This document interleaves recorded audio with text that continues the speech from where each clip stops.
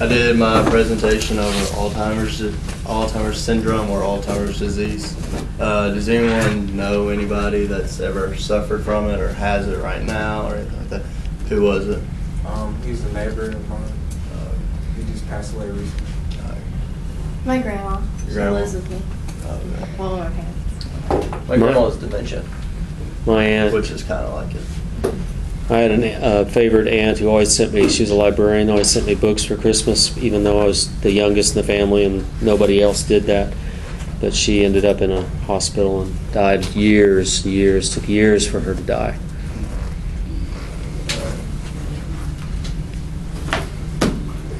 The ethology, it's a neurodegenerate condition, which means it affects the brain and it does it slowly.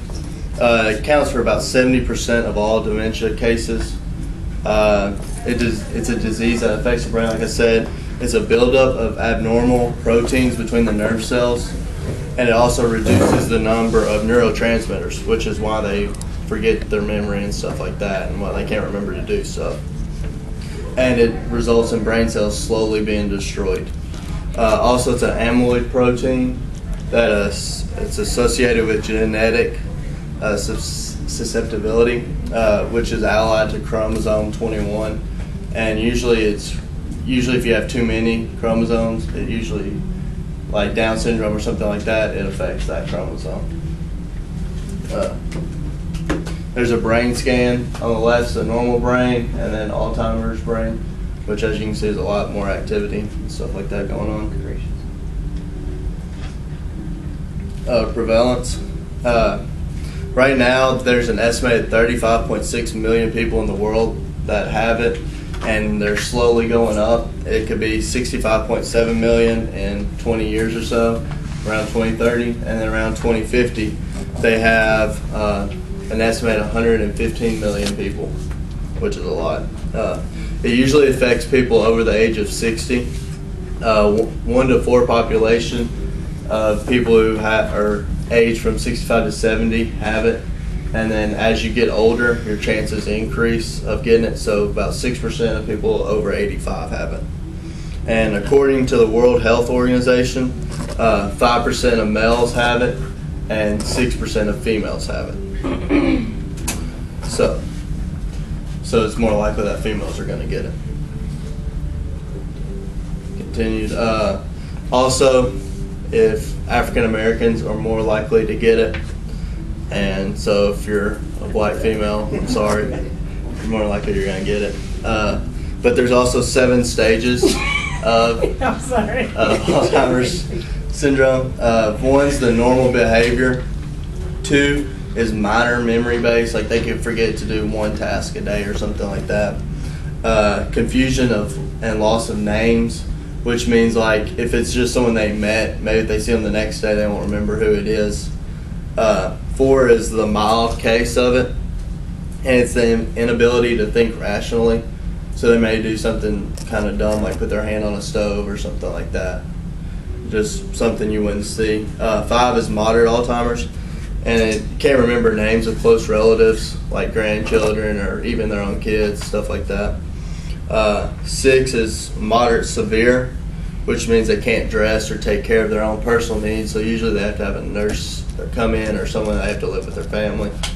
And then 7 is severe, which is loss of speech and incognition, like they just can't really think and stuff like that. And 8, even though it's 7 stages, 8 is death.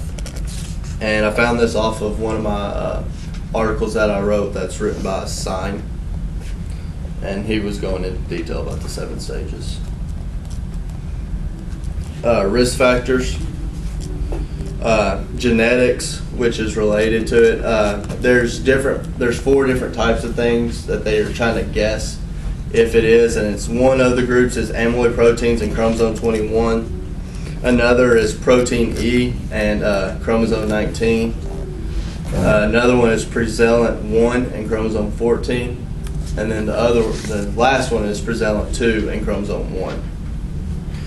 Some of the other neurochemical changes that happen to people are they have found that there's high levels of L-glutamine activity, which I guess mean just kind of stuff that's going on in their brain and stuff like that. The chemicals are messing up and stuff like that, which makes a loss for memory and other stuff. There's brain changes, the neurofibular tangles, which means they're losing communication throughout their brain as it's transmitted across the brains, and that's why they're forgetting stuff or can forget to do anything and stuff like that. And also there's insoluble proteins, which also aids in them having the disease. Another thing is environmental factors, which is diet. If they have increased alcohol or tobacco use, which means those can be factors that also help increase the chance of getting Alzheimer's, and also toxins like being around aluminum or something like that as they were growing up or in a job or something like that could also increase their chances of getting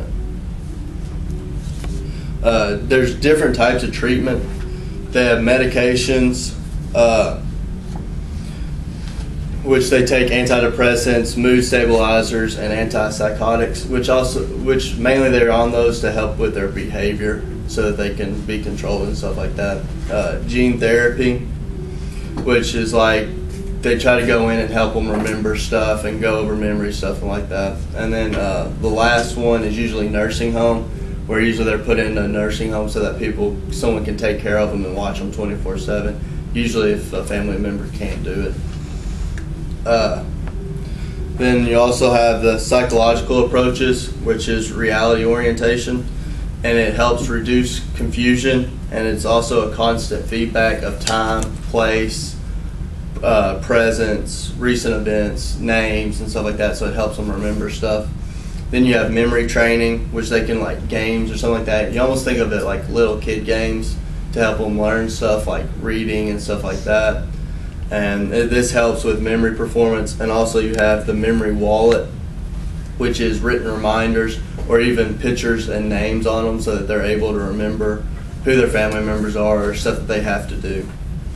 And then you also have behavior therapy, which so that they're able to control themselves and help with their behaviors, and so that also they know how to act in certain situations. And I found out that the treatments, the results of the treatments are that usually if they mix medication with one of the relative orientations or memory training or behavior, stuff like that, is their best option on making the best outcome with it. Also, my biblical concept is if you're having to take care of someone, you want to be caring and loving and stuff like that. And actually, I just saw this on TV today. It's can't remember the show. Ryan Gosling's in it. The Notebook. Mm-hmm. It's them where he's going back and stuff like that, and he's reliving how they met and how they fell in love and stuff like that. And the reason he's doing it is because his wife has Alzheimer's. So he's trying to help her remember how they fell in love and stuff like that. That's a good movie. Great. And then there's my sources.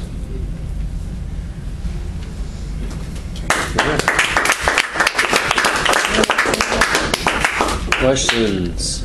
What is gene therapy? It didn't really go into detail about it.